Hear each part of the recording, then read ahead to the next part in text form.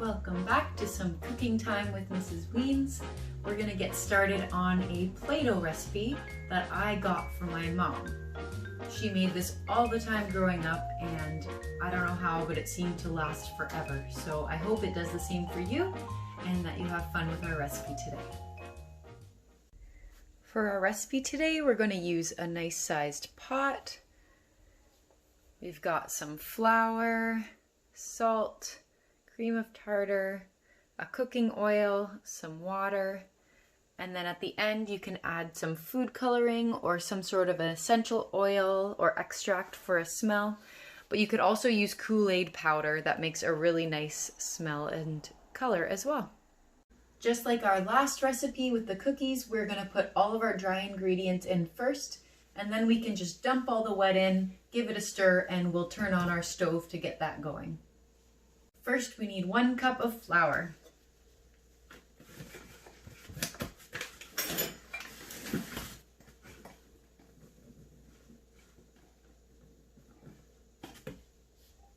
And that goes right into the pot.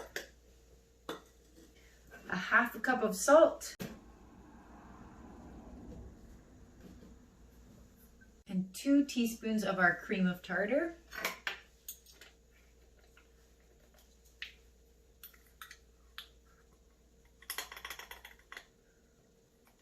One.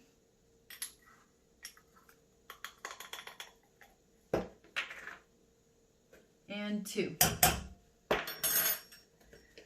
We're going to use a nice wooden spoon again and mix it around.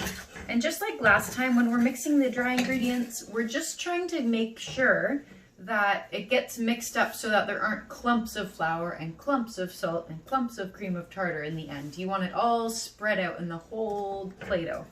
So I'm just going to mix that up a little bit.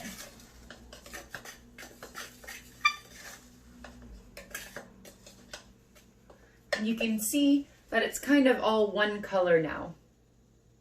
That's always a good sign that it's mixed together well. So next we just start adding our wet ingredients right into the pot this time. So we're going to do 1 cup of water. You don't want hot water, you just want it room temperature or colder.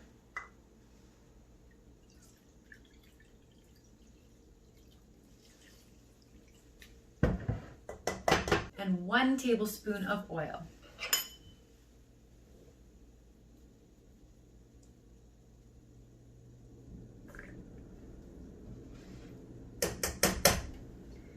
Again, we're going to just mix it up to get it going, and then we'll turn on the heat.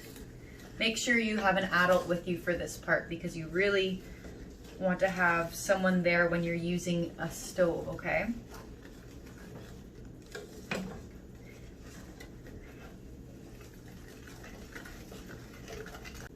It's okay if it's a little bit clumpy. It'll start to come together once we turn on the heat. Before we turn it on, I'm going to get my food coloring ready.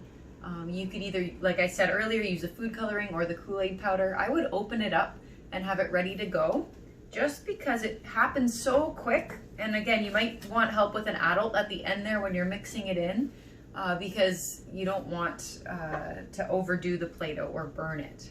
So I'm going to open up my oil as well. I chose to do cedarwood smell because I thought that reminded me of a forest. And I have my green that also reminds me of a forest, and it's my favorite color. So here we go. I would turn it on to about medium heat.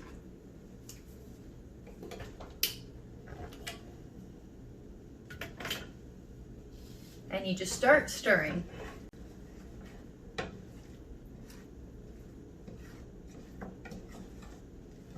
You can see I'm kind of scraping the bottom like that every once in a while, just to make sure that it doesn't get stuck. And I also just stir it around.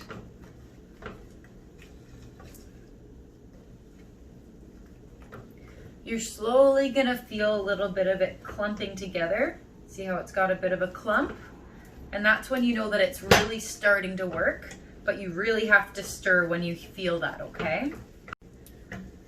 You can see I've got lots of clumps going on right now. So again, I still keep stirring until most of the Play-Doh isn't liquidy like that. You want it to be solid. So keep stirring, keep going.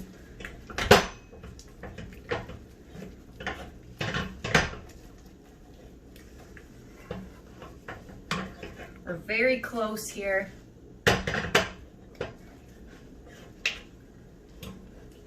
And I think we've got there because there's no more spots that look liquidy and drippy. So I'm going to turn it off. I'm going to right away add a bunch of drops of my food coloring. If you're using food coloring, you need quite a bit of it. But again, ask an adult to help you,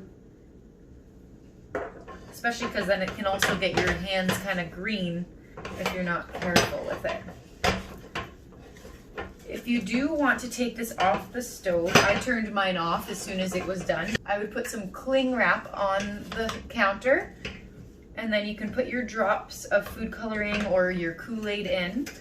And if you're using food coloring, I would actually wear some plastic or rubber gloves, just so that your hands don't get all covered in food coloring. It takes a while for it to come out. All right. So you have to stir really hard here. Maybe take turns or take a little break if you're getting tired.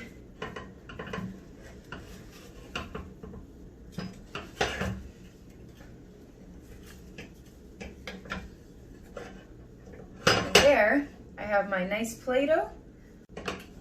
I'm gonna get out a container.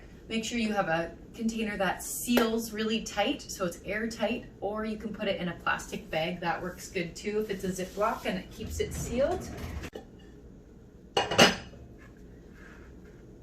And there you go. It's pretty much ready. Just maybe let it cool before you play with it. But you got some nice Play-Doh that you can make all sorts of things with. And my challenge for you is to see if you can spell your name by making some nice snakes out of the Play-Doh and using it to make your letters. Thanks so much for joining me again this week. Next week, I'm hoping to make some biscuits with you guys, which doesn't need a lot of ingredients. It should be stuff that you have around the house, like flour, butter, and salt. And I'm really excited for that because that's one of my favorite things to eat. So I'll see you then.